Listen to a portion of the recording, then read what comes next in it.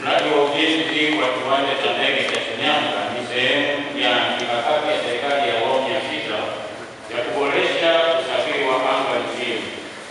Upanuzi unaoendelea utakiwezesha kiwanja hiki kuhudumia ndege za ukubwa wa bombadi ya Q400 kwa usalama. Mheshimiwa Makamu Mwenyekiti, takwimu za mradi huu ni kama ifuatavyo. Mhandisi mshauri ni kampuni ya Siemens International kutoka Australia. Mkandarasi ni Chico kutoka China, na mkataba ulisainiwa Juni 30, 2017, lakini kazi ilianza rasmi tarehe 4 Aprili mwaka 2023. Mradi huu unatarajiwa kukamilika mwezi Juni mwaka 2025. Gharama za mradi ni bilioni 48.5, ambapo gharama za ujenzi ni shilingi bilioni 44.8 na usimamizi ni bilioni 3.7. Kazi zinazoendelea ni kama ifuatavyo. Mheshimiwa Makamu Mwenyekiti, kazi zinazofanyika ni ujenzi wa barabara ya kurukia na kutua ndege zenye urefu wa mita 2200, barabara ya kiungo kwa maana ya taxiway, ujenzi wa maegesho ya ndege, jengo la abiria lenye mnara wa kuongozea ndege, mifumo ya taa na umeme, barabara ya kuingia kiwanjani, eneo la maegesho ya magari, mitaro ya maji, uzio na usalama na barabara za mzunguko wa ndani. Mpaka sasa, Mheshimiwa Makamu Mwenyekiti, mradi huu umefikia 75%.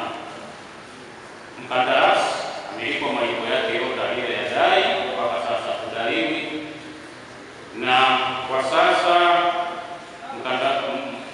mradi umeajiri ajira zipatazo 240, ambapo kati ya hizo ajira 240 95% ni wazawa kwa maana ni Watanzania, 5% ni wageni. Faida za mradi huu, Mheshimiwa Mwenyekiti, ni kwamba mradi utachochea ukuaji wa uchumi, utalii, kilimo, madini na kuongeza ajira pamoja na kuimarisha usafiri wa haraka wa anga nchini tokea katika mkoa wa Shinyanga. Hitimisho. Mheshimiwa Makamu Mwenyekiti, tunamshukuru Mheshimiwa Rais wa Jamhuri ya Muungano wa Tanzania Dr. Samia Suluhu Hassan kwa kutuwezesha kuendelea na utekelezaji wa mradi huu. Wizara ya Ujenzi kupitia TANROADS inaendelea kusimamia utekelezaji wa mradi huu kwa karibu sana ili kuhakikisha kuwa kazi zilizobaki zinakamilika kwa wakati na kwa ubora uliokusudiwa. Sasa kwa hiyo mimi nimekuja nikamwambia lazima nione maendeleo, kwa sababu mimi najua maendeleo yanaanzia isipokuwepo afu yanakuwepo. Sasa mimi nilipajua hapo kwa hakuna kitu. Sasa mradi mnajenga sasa na unasema Juni mtamaliza. Sasa mimi naenda kuomba ya Tanzania ili itakapoleta ndege ya kwanza mimi napanda kuja hapo kuona kama ni kweli. Baada ya hiyo asanteni, tunaomba mwalimu tuanyukamilishe kwa wakati uliotokea kabisa. Huu ni ukombozi kwa watu wa Shinyanga na biashara zitashamiri na zitashamiri sana. Inawezekana mtu wa Shinyanga huo ukapanuka zaidi kutokana na kiwanja, kwa sababu maendeleo yanavuta maendeleo, ndio nature yake. Kuna maendeleo zaidi yanakuja. Kwa hiyo mimi nimefurahi sana kuona maendeleo yanayofanyika na jengo hili zuri, ila sijui kama kuna provision ya kuexpand siku zijazo, maana leo miaka 50 ijayo ndio tutatoa Asante Mheshimiwa Mwenyekiti. Tutaongeza hapo pande wote. Ipo katika runway kwa kilomita 2.2 tunaweza kupokea ndege kubwa.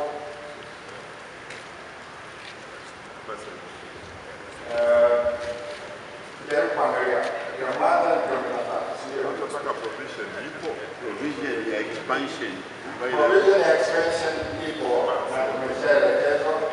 TIA wameelekezwa kupata eneo kama ni ile ya eneo linalo sasa, na mwenye eneo mwambieni mapema kama watu ameshajenga. Mheshimiwa kama mwenyekiti wa Chama cha Mapinduzi, swala hili kweli lishaanza pia swala la foundation, na pengine nianze kwa kusema kwamba tunamshukuru sana Mheshimiwa Waziri Mkuu kwa sababu alishafanya ziara hapa, na yeye sio alifanya ziara kwa kuja kama tulikuja sisi kuja kwa kutua. Kwa hiyo Mheshimiwa Waziri Mkuu alishakuwa hapa kwa ajili yake akiwa safari kwenda Simiyu, na napoongea sasa hivi hapa leo asubuhi Mheshimiwa Naibu Waziri Mkuu ameruka leo kwenda Dar es Salaam kutokea hapa kama sehemu ya kwamba ile sehemu ya wale wengi wanaosoma kwa ndege hizi ndogo, lakini swala la provision ni kweli kuna maeneo ambayo yako yamepakana na uwanja, na Mheshimiwa Waziri Mkuu alitoa maelekezo ya expansion. Hiyo ni kazi ambayo tunaifanya kwa ajili ya kuongeza wale watu ambao wana maeneo ambayo yapo, na tunaweza tukaongeza rangi wengi ili uweze kujibu mahitaji ambayo labda ndio msema.